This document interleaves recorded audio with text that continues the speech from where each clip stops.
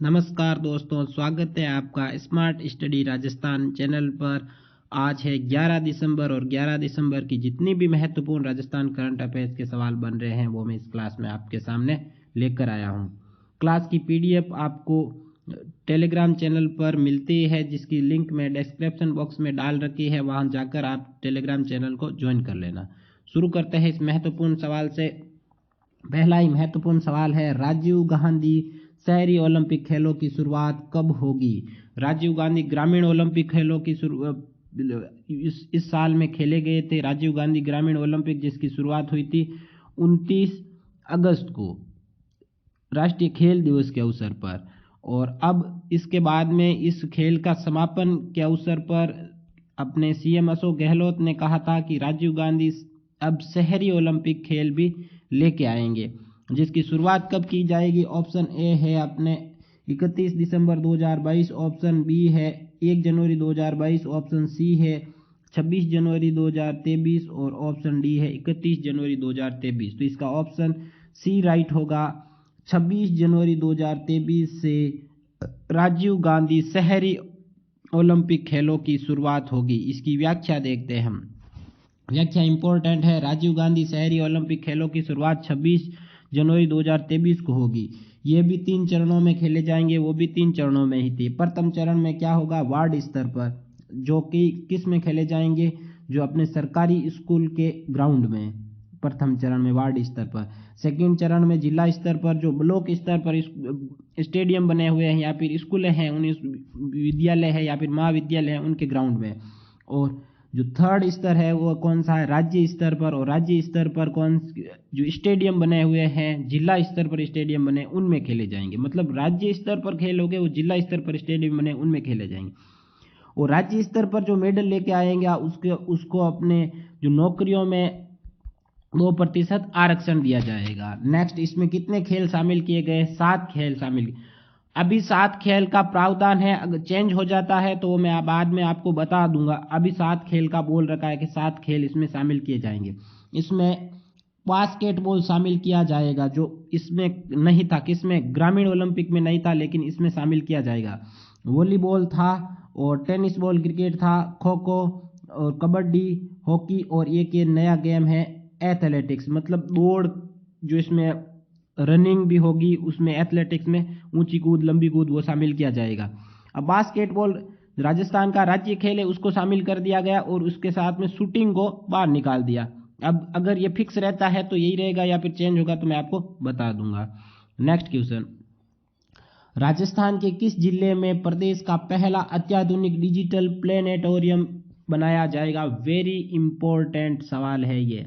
तो किस जिले में बनेगा? ऑप्शन ए है जयपुर, ऑप्शन बी है जोधपुर, ऑप्शन सी है अपने उदयपुर, ऑप्शन डी है कोटा। प्लेनेटोरियम क्या होता है? तारामंडल होता है। क्या होता है? तारामंडल। तारामंडल।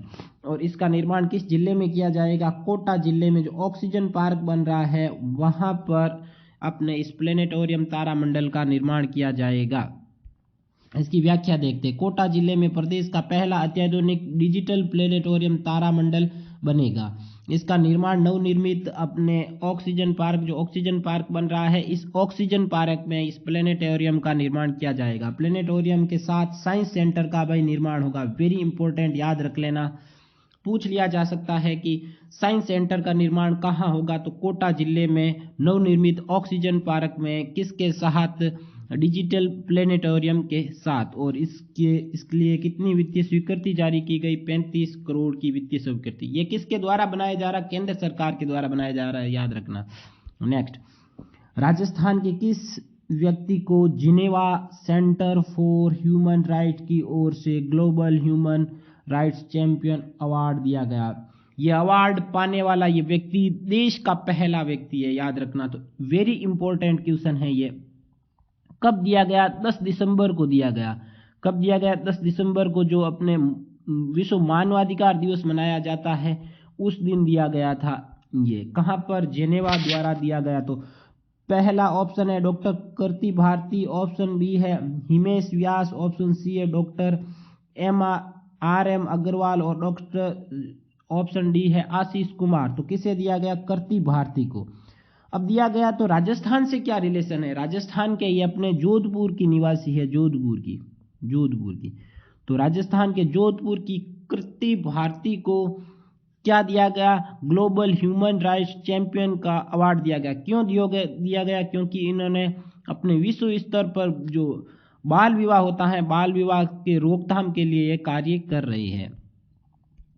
इसकी व्याख्या देखते हैं। राजस्थान के जोधपुर जिले की डॉक्टर कृति भारती को विश्व स्तर पर बाल विवाह कुप्रथा को मिटाने का आह्वान करने के लिए global youth human rights award दिया गया। यह award Geneva centre for human rights की ओर से इंटरनेशनल ह्यूमन डे है, यहाँ पर इंटरनेशनल ह्यूमन डे, ठीक है, ह्यूमन डे के अवसर पर दिया गया, जो 10 दिसंबर को मनाया जाता है। ये अवार्ड पाने वाली ये अपने डॉक्टर भारती एकमात्र भारतीय है, याद रखना, वेरी इंपॉर्टेंट क्वेश्चन है ये हमारे लिए। नेक्स्ट, सीएम अशोक गहलोत ने राजस्थान के किस जिले में बीएसएफ को निःशुल्क जमीन आवंटित की, तो किस जिले में की, ऑप्शन ए है जैसलमेर, ऑप्शन बी है बाड़मेर, ऑप्शन सी है जोधपुर, ऑप्शन डी है अपने बीकानेर। तो जैसलमेर जिले में तन्नोट माता मंदिर में जो पर्यटन क्षेत्र के विस्तार हेतु बीएसएफ को क्या दिया गया, निःशुल्क जमीन आवंटित की गई। व्याख्या देखते हैं इसकी।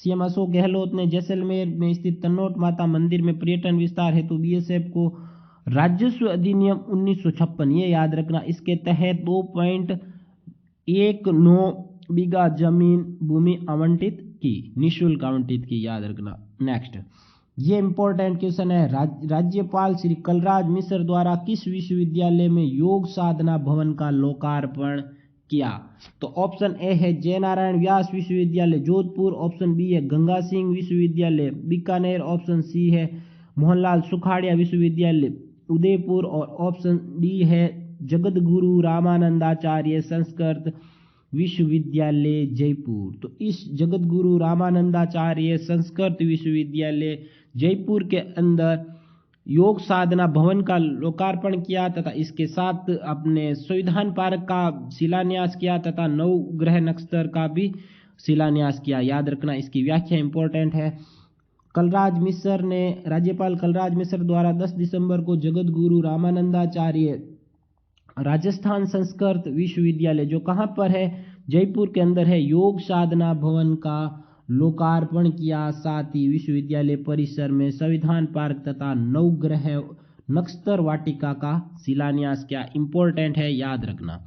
अब मैंने आपको कहा था हर रोज मैं आपके सामने एक योजना लेके आऊँगा, ताकि आपके जो राजस्थान की प्रमुख योजनाएं हैं वो आपके पूरी कंटेस्ट याद हो जाए, रिवीजन होता रहेगा, पर महीने योजना रिपीट होती रहेगी।